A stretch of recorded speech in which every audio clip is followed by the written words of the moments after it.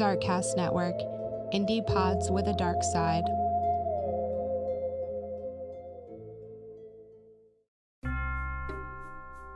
Hey there, my wonderful creeps. Before we begin today's episode, we want to shout out our 2024 January Creepy Confidential Coffee of the Month, Golden Poppy Coffee.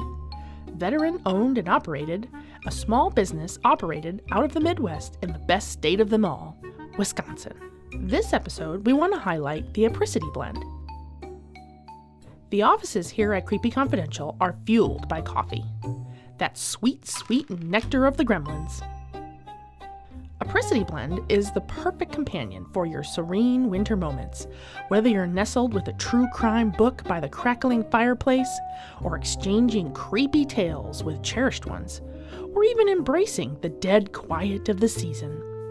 You better run and not walk to pick up this blend because it is exclusively available during the winter season, and its sales conclude on February 28th. You can check out their feature on our Instagram page that'll be pinned to the top so you can pick up one of their killer blends. Our 2024 Coffees of the Month are not sponsored. We believe in shopping local and trying to put money back into the businesses that help our daily lives. Go to goldenpoppycoffee.com and pick up the delicious blend while supplies last. Now, on to the show.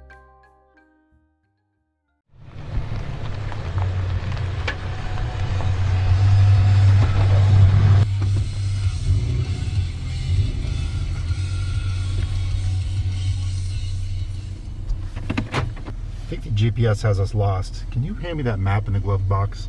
Yeah, 1 second. Hold on. Buried under all these napkins and hot sauce. You never know when you're going to need those. All right, here you go. All right. All right, thanks. Let's just see where this dumb Google Maps took us. We haven't been on the highway for a minute. You know, I bet these kids nowadays don't even know how to read a real map.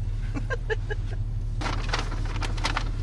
you see any signs on the road corner? Last one I saw, I think, said Kirtland.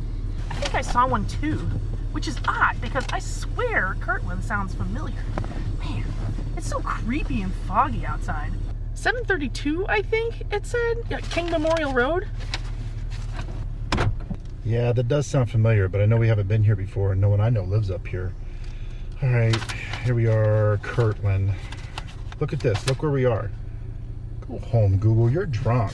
I remember reading something about this weird road in Kirtland, but my phone... Can you turn that down? Do you hear that? I don't hear anything. I feel like we're moving though, but we are parked on a slight hill. Listen, listen, listen. Wait, I feel like we're moving too. Oh, I swear I put that thing in park. Maybe not all the way. Maybe I don't hear anything. I don't hear it now. Did you find where we are?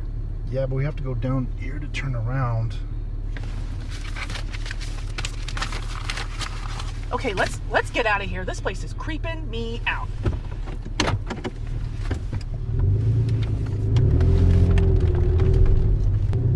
This fog is thick as pea soup. Are you doing okay over there? Yeah, I think it's because we're so close to the water. I'm going to turn down Wisner and get us turned around. That sign says dead end. I'll just get us turned around. We're headed back to the highway. Did you see that? No, I'm kind of busy here turning around. What the heck was that? I'm serious, Joke, I'm serious. I swear I saw something in the brush by the tree line, like a funky looking animal. Like how funky, like 70s disco funky, or play that funky music, white boy? Very funny. Hold on a sec. You know I love seeing some cool critters. It's the woods on a dark and spooky night, as you say. I'm sure there are critters. If we get back on the road, I think it'll take us about 2. Roll up the window now. What are you looking at? See, I told you there was a critter. Oh my God.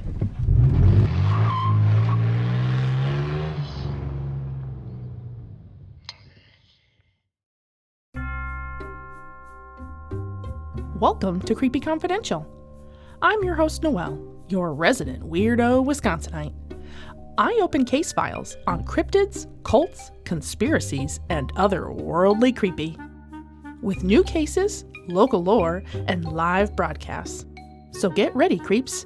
It's Creepy Confidential.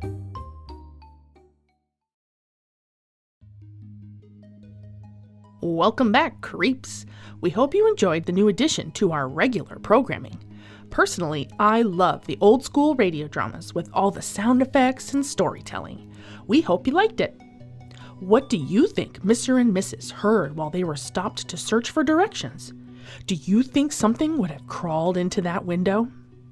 Today we travel to the wooded areas of Kirtland, Ohio, in search of beings known for their bulbous-shaped heads and penchant for cannibalism.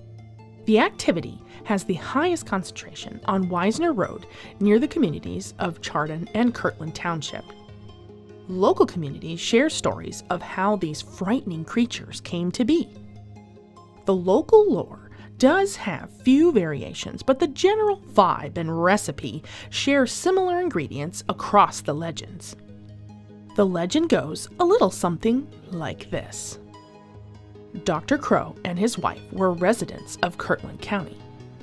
Dr. Crow was operating a medical facility in which he was also the director. Some claim this doctor was not certified to practice medicine because his license had been revoked due to malpractice. A group of orphans had fallen victim to unsanctioned medical experiments, with Dr. Crow injecting various kinds of chemicals in their brains to examine the outcome. Instead of the experiments producing a positive outcome, these children developed ugly and deformed cranial shape and size. This caused them to develop the appearance of hydrocephalus, a condition known to the layman as, quote, water on the brain, in which cerebrospinal fluid builds up on the brain, causing pressure inside the skull cavity. The end result being an enlarged head. According to a source, there was a newspaper article in the West Genghis Sun during World War II that described a Dr. Crow who lived in the area that conducted experiments on human subjects. Life in this institution under Dr. Crow was under deplorable conditions, and many became mentally retarded, insane, and/or violent. These poor souls that still had their mental capacities decided they wanted a way out and devised a plan. Late one night, these patients managed to kill their captor and dismantle his body in one of the most gruesome murders one can imagine. They set the facility ablaze and burned their prison of torture to the ground. The patients retreated to the nearby woods and took up residence. Their initial life demand was their need for food. They quickly learned to kill wild game, but the menu was not always just animals. An occasional human would stray into the forest or would be traveling along the road and would soon find themselves part of the food chain. This group also knew that in order to survive, there could be no witnesses of their existence, and therefore no witnesses were allowed to live. A small jetting branch of this story is that some of these victims were actually a way for Dr. Crow to find a cure for hydrocephalus, as his own child was inflicted with the ailment. Some of the small bodies of these victims were discarded and thrown from the bridge on Wisner Road, and the ghosts of these victims can be heard from the now coined Crybaby Bridge near the alleged home of Dr. Crow. Some people report they can sometimes hear the disembodied cries of tiny victims who never got a chance to live. If you enjoyed today's episode, please stay tuned for a Darkcast Network preview presentation by Mythical True Crime. Hello, my name is DJ, and I'm the host of the Mythical True Crime podcast. Join me and the Darkcast network of indie podcast creators as we delve into the mysterious and the macabre, exploring captivating tales of true crime, legends, and unsolved mysteries from the realms of mythology and reality. Uncover the dark, true tales of modern legends with our spoken narratives that blend history, crime, and the supernatural. Just starting Season 3, you can listen to the newest episodes every other week, as well as all my backlog episodes on anywhere you can listen to your podcasts.